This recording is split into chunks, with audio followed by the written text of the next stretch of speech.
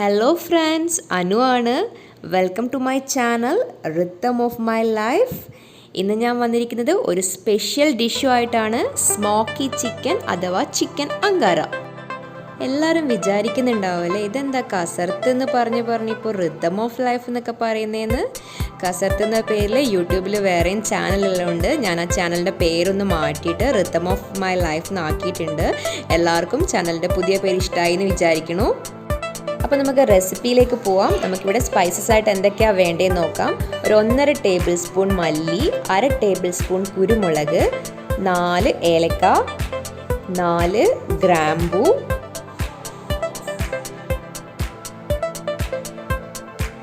ഒരു മീഡിയം സൈസുള്ള 2 കഷ്ണം കറുവപ്പട്ട, ഒരു 4 വറ്റൽമുളക്, അതുപോലെ ഒരു 1/2 ടേബിൾ സ്പൂൺ ക്യുമിൻ സീഡ് അഥവാ ജീരകം. ഇത്രയാണ് നമുക്ക് സ്പൈസസ് ആയിട്ട് വേണ്ടത്.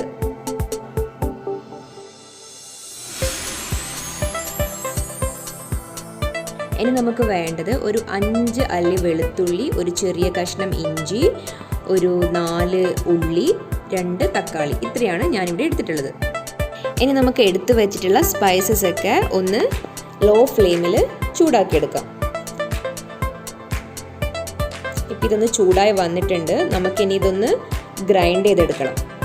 ഇപ്പോൾ ഇതാ ഗ്രൈൻഡ് ചെയ്തെടുത്തിട്ടുണ്ട്. ഇത് നമുക്കിനി മാറ്റി വെക്കാം. ഇനി നമുക്ക് ചിക്കൻ മാരിനേറ്റ് ചെയ്യാൻ എന്തൊക്കെയാണ് വേണ്ടതെന്ന് നോക്കാം. ഞാനിവിടെ 170 ഗ്രാമിൻ്റെ 1 കപ്പ് തൈര് എടുത്തിട്ടുണ്ട്. അതുപോലെ 1 table spoon ginger garlic paste, നമ്മൾ നേരത്തെ തയ്യാറാക്കി വെച്ച masala, 1 table spoon Kashmiri chilli powder, ആവശ്യത്തിന് ഉപ്പ്. ഇത്രയും ചേർത്ത് നമുക്ക് നന്നായിട്ടൊന്ന് മിക്സ് ചെയ്ത് കൊടുക്കാം.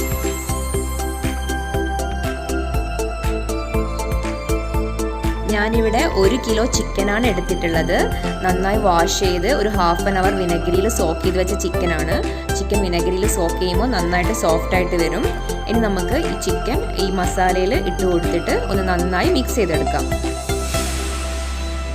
അപ്പം നമുക്ക് ചിക്കനിൽ മസാലയൊക്കെ നന്നായി മിക്സ് ചെയ്ത് വെച്ചിട്ടുണ്ട്. ഇനി നമുക്ക് നമ്മുടെ സ്മോക്കി ചിക്കനിലെ ഇമ്പോർട്ടൻ്റ് ആയ ഫസ്റ്റ് സ്റ്റെപ്പിലേക്ക് പോവാം. ഒരു ചെറിയ ബൗൾ എടുത്ത് നമുക്ക് ഈ മസാലയിലേക്ക് ഒന്ന് ഇറക്കി വെച്ച് കൊടുക്കാം. ഇനി നമുക്ക് വേണ്ടത് ഒരു ചാർക്കോളാണ്. നമുക്ക് ചാർക്കോൾ എടുത്ത് നന്നായിട്ടൊന്ന് ചൂടാക്കാം. എന്നിട്ട് ഈ ബൗളിലേക്ക് ഇട്ട് കൊടുക്കാം. ഇതിലേക്ക് നമുക്ക് കുറച്ച് നെയ്യ് ഒഴിച്ചു കൊടുക്കാം. അപ്പം നല്ല പുക വരുന്നുണ്ട്. ഇനി നമുക്ക് ഈ പാത്രത്തിൻ്റെ ലിഡ് വെച്ചിട്ട് ഇതൊന്ന് മൂടിക്കൊടുക്കാം. അപ്പോൾ പുകയൊക്കെ ആ പാത്രത്തിൻ്റെ ഉള്ളിലൊന്ന് നന്നായിട്ട് നിറയട്ടെ. ഇനിയിപ്പോൾ ചാർക്കോളൊന്നും പെട്ടെന്ന് വാങ്ങാൻ പറ്റുന്നില്ലെങ്കിൽ അടുപ്പൊക്കെ കത്തിക്കുന്നവരാണെങ്കിൽ ഒരു കഷ്ണം കരി എടുത്താലും മതി കേട്ടോ. നമുക്ക് ചിക്കൻ ഇങ്ങനെ ഒരു 1 അവർ മാരിനേറ്റ് ചെയ്യാൻ വെക്കാം. ആ സമയം കൊണ്ട് നമുക്കൊരു പാൻ എടുത്ത് ഒരു 2 ടേബിൾ സ്പൂൺ എണ്ണ ഒഴിച്ച് അതിലേക്ക് നമ്മുടെ ഉള്ളി ഒന്നിട്ട് കൊടുത്ത് നമുക്കൊന്ന് ഫ്രൈ ചെയ്തെടുക്കാം. ഉള്ളിയൊക്കെ ഫ്രൈ ചെയ്യുമ്പോൾ നമ്മൾ നന്നായിട്ട് എണ്ണ ഒഴിച്ച് അതിലാണ് ഫ്രൈ ചെയ്തെടുക്കാറ്. ബട്ട് എനിക്ക് എണ്ണ അധികം യൂസ് ചെയ്യാൻ താല്പര്യം ഇല്ലാത്തത് കൊണ്ട് ഞാൻ കുറച്ച് എണ്ണയിൽ കുറച്ചധികം സമയം വഴറ്റിയിട്ടാണ് ഉള്ളി ഒന്ന് ഫ്രൈ ചെയ്തെടുക്കുന്നത്. അപ്പം നമ്മുടെ ഉള്ളി ഒന്ന് ഫ്രൈ ആയിട്ട് വന്നിട്ടുണ്ട്. ഇനി നമുക്കിതിലേക്ക് മുറിച്ച് വെച്ച തക്കാളി ഇട്ട് കൊടുക്കാം. തക്കാളി നന്നായിട്ട് വെന്തടിയൊന്നും വേണ്ട, അതിൻ്റെ പച്ചമണം ഒന്ന് മാറിയാൽ മതി. അപ്പോൾ നമ്മുടെ തക്കാളിയുടെ പച്ചമണമൊക്കെ ഒന്ന് മാറി വന്നിട്ടുണ്ട്. നമുക്കിനി ഇതൊരു മിക്സിയുടെ ജാറിലേക്ക് ഇട്ട് കൊടുത്തിട്ട് ഒന്ന് ഗ്രൈൻഡ് ചെയ്തെടുക്കാം.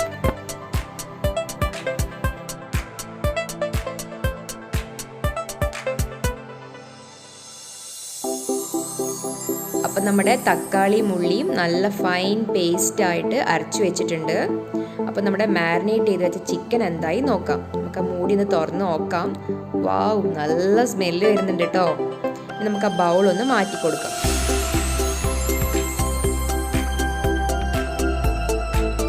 ഇനി നമുക്ക് നമ്മുടെ മാരിനേറ്റ് ചെയ്ത് വെച്ച ചിക്കൻ ഹൈ ഫ്ലെയിമിൽ ഒരു 10 മിനിറ്റ് നമുക്ക് കുക്ക് ചെയ്തെടുക്കാം.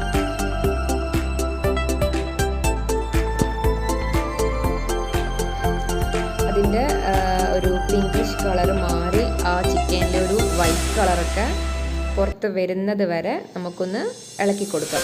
ഇപ്പം ഏകദേശം ആ ചിക്കനിലെ വൈറ്റ് കളറൊക്കെ ഇങ്ങനെ തെളിഞ്ഞ് വരുന്നുണ്ട്.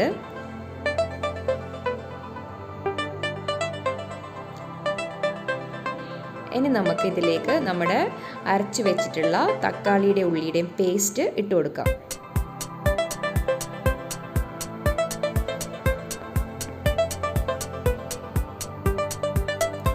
ഇനി നമുക്കിത് നന്നായിട്ടൊന്ന് മിക്സ് ചെയ്ത് കൊടുക്കാം.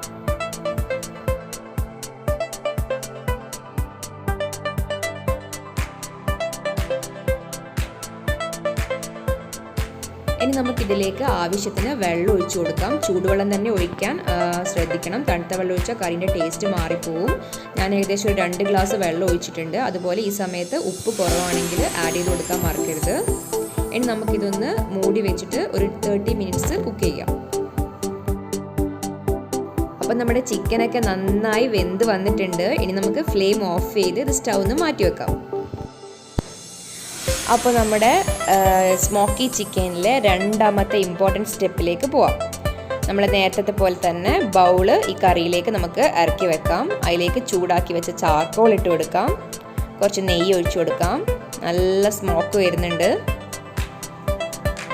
ഇനി നമുക്ക് ഒരു ലിഡ് വെച്ചിട്ട് ഇത് മൂടി വെക്കാം. അപ്പോൾ ആ പുകയൊന്ന് അതിലേക്ക് നിറയട്ടെ. ഒരു 5 മിനിറ്റ് നമുക്ക് ഇങ്ങനെ വെക്കാം. ഇനി നമുക്ക് ഈ ലിഡൊന്ന് തുറന്ന് നോക്കാം. നല്ല അടിപൊളി മണം വരുന്നുണ്ട്. നമുക്ക് ഈ ബൗളൊന്ന് മാറ്റി കൊടുക്കാം. ഇതിൽ നിന്ന് നമ്മുടെ സൂപ്പറായിട്ടുള്ള ടേസ്റ്റി ആയിട്ടുള്ള സ്മോക്കി ചിക്കൻ അഥവാ അങ്കാര ചിക്കൻ റെഡി ആയിട്ടുണ്ട്. നമ്മൾ ചിക്കനൊക്കെ നല്ല മസാലയൊക്കെ പുരട്ടി ഗ്രില്ല് ചെയ്തെടുക്കുമ്പോഴുള്ളൊരു സ്മെല്ലില്ലേ, ആ ഒരു സ്മെല്ലായിരിക്കും കേട്ടോ നമ്മുടെ കറിക്ക്. ഗ്രില്ലൊക്കെ ഇഷ്ടപ്പെടുന്ന ആൾക്കാർക്ക് ഒരുപാട് ഇഷ്ടമാവുന്ന ഒരു റെസിപ്പിയാണിത്.